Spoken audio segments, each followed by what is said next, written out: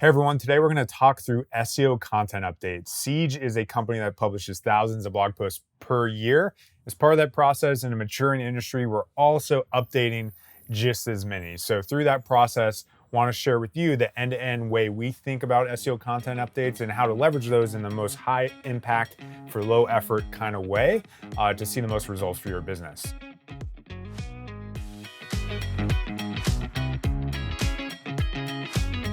If you like this video, we have other content just like it, tools reviews, content strategy in the SEO world, how to increase your website traffic, all the backbone of trying to move faster and rank quickly. So make sure you jam that notification bell, subscribe, and stay tuned for more content just like this. So the first thing you want to do is consider the freshness distance of your search results. So we have a full video on this, but in short, check out the search results for the topics you're trying to rank for. What we suggest generally is look at the timestamps on those search results and see the distance between the most recent timestamp and the oldest. We generally suggest trying to be in the top 75th percentile in terms of freshness here. So effectively saying, if you see posts that are a year in range in the search result, ideally you would be in the last 3 months to be most competitive because people are more likely to click things that are fresh. And if you can consistently do that, you'll be more competitive overall. This may have some variance to it just based on when you look, of course, but generally if you stick to this theme, you'll be competitive in a winning way on these search results. So look at that note and then notate that on your topics or your spreadsheets to say we should be updating this post at least every 3 months, or maybe it's every year in a very evergreen, non-changing kind of space. So that gives you that first understanding of when to update. That's kind of the first thing we're trying to establish with this thought process. Another one that we've generally noticed that kind of ties into freshness distance is to ask yourself, should you make a big comprehensive update once a year or more so create 25% updates 4 times a year? Our general suggestion is actually to go towards the latter because that allows you to stay competitive on the search result while still making an authentic change throughout the year. We do not recommend simply making a change with a date only. Google users always will catch up to that. And anytime you feel you're making a shortcut change, there's probably something in your topic or post that will smell old. And that eventually will cause you issues in brand affinity and ranking, if not Google immediately being able to identify that is not something they want in terms of someone just changing a date and nothing on the post changing. So that could be part of your consideration set of how often to update things.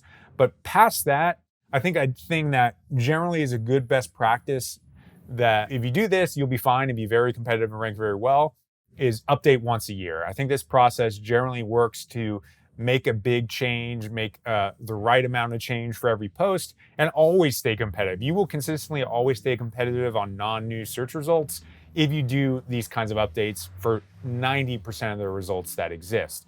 So make an update once a year is a good general practice to always make it work in 90% of verticals.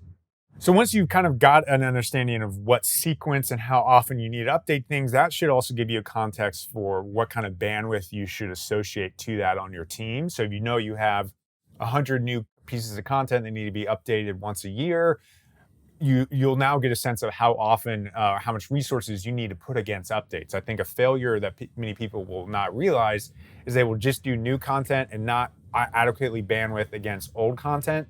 Our general framework on average is around 8 hours per post. It goes up if more change happens in a vertical. It could go down if not much change happens in a vertical. So you can scale that out. If you have 40 posts publishing per month, that could be a pretty full-time job, more than full-time job to make all those changes. In terms of the best practices for updating this content once you're in the path of actually doing so, the first thing to do is just make sure you want to update that content at all. So something you will find after doing this for a year is things will just simply not add a lot of value. Maybe it actually could be topically diluting you. It could be not doing anything in terms of conversion. You want to look at those posts and ask yourself, do we want to update them? Or do we just want to not include them on our site at all? It might be worth 404ing them or redirecting them if you feel those are issues. But look at analytics, look at the conversion data you see, and if the bounce rate's high, no conversions are happening, that might be one of those posts that you want to skip or consider just getting rid of completely. Next path is to overall look at ranking prioritization of these topics. I think logically, you ideally just make an update once a year or make a consistent schedule for your entire site. But all things considered, if you know something is ranking worse, you probably need more time on average to make that change. So you'll want to make that and make it more significant in terms of how much time you spend on it. It's worth noting that even if something is ranking number one, doesn't mean you shouldn't update it. If anything, that is something you should update even more, because if something is more than 12 months old, that's a leading indicator of lost ranking. So that's a good way of thinking about it. Old content does lose ranking, so you'd rather update something that's ranking well and maintain that as waiting for it. I think that's a huge common mistake people will make, is waiting for content to go down in rankings to make a change rather than being proactive in front of that potential loss, which we know with data can also often be older than 12 months old. And once a post has been identified, you know how much time to spend on it in terms of effort. It's looking at best practices in terms of what to change. Our general frameworks, kind of things to look at for these topics to understand why it's not ranking. Look at SERP intent. Maybe something has changed in the SERP intent in the last year, or we just got it wrong originally. Very often I see post structure being off, where maybe we just didn't exactly give the right structure for SEO that makes it easy for users to extract, or rather Google and also users to extract what the answer is from that topic. Very often people will bury a definition or not give clear post structure of, say, how to, where each step is in an H2. Those things all contribute to poor rankings and might need some tweaks in order to improve them. Other things to look for are just what's old now. So you'll see data that's sourced that is now outdated. You'll see the year 2020 in there, 2019 even. And you as a user should identify if we're now in 2022 or 2023, whenever you watch this video, that will stand out. When you see those 2018 references, eventually that's going to feel, oh, these people are citing old data. And the more you frequent and reference those things, the closer and quicker your content is going to get outdated. That is an overall good best practice, is to tell your designers and also yourselves to try to avoid using years when it's not adding value. Don't just ignore it if it just makes sense to do so. But if years are on there, it will date your content quicker. Ideally, you can just make the updates, not a huge deal, but it also will make your content harder to update, as you'll have to go get a designer to make a change as compared to just making the change yourself. Other things that are good best practices, I like John Cooper's Check My Links Chrome extension. This tool, as you see on the screen, will automatically check the post for broken links. So you can do this very quickly and see what's in red. That will tell you something is broken and needs to be swapped out for a new link. If I was Google, this would be a very obvious way of thinking about whether or not a post is old or not. If I can see that they're linking to 404 links, that would make me want to re-rank that content. So it seems like a no-brainer when updating things on your site. You can also look for long tail opportunities, especially that content that's ranking number one. It's something to dig into to see more and find more detail there. So say you're ranking number one for something, you put that topic or URL into Ahrefs and see what's not ranking as well. Maybe there's something in the 6 to 10 range. And you can ask yourself, what can I add to our content to potentially improve here? So an example I like to give, we had a potential piece of content on types of forklifts.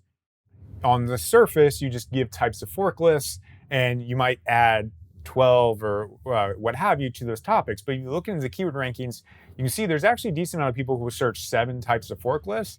This is actually an industry standard for the 7 different types. And if you had missed that, you kind of would miss that 7 different types of forklifts.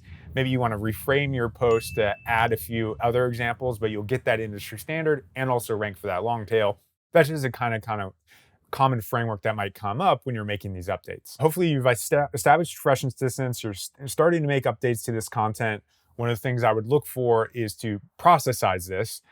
So in your rank trackers, if you are using spreadsheets, something we like to do for that year guideline is we'll just use a date column of when it was last updated and set a conditional format that shows once it gets older than a year, the cell turns red. This is a clear signifier that this needs to be updated, and it's like a point of no return of when it needs to be updated, no matter what industry you're in. So that's a good kind of process thing I would suggest doing. And of course, also think about internal linking. You might want to add some links from old posts. Do whatever is necessary to kind of get this content performing better. It's not just about new content now, it's a mature industry. There's a lot of old content out there. A lot of it, unfortunately, is misexecuted or needs to be tweaked. The world is changing. We need to be competitive simply from the freshness standpoint in this new, more competitive world. So hopefully these tips allowed you to get there. If you have any other tips for updates, please let us know in the comments, but otherwise jam that notification bell, give us a thumbs up, and thanks for watching.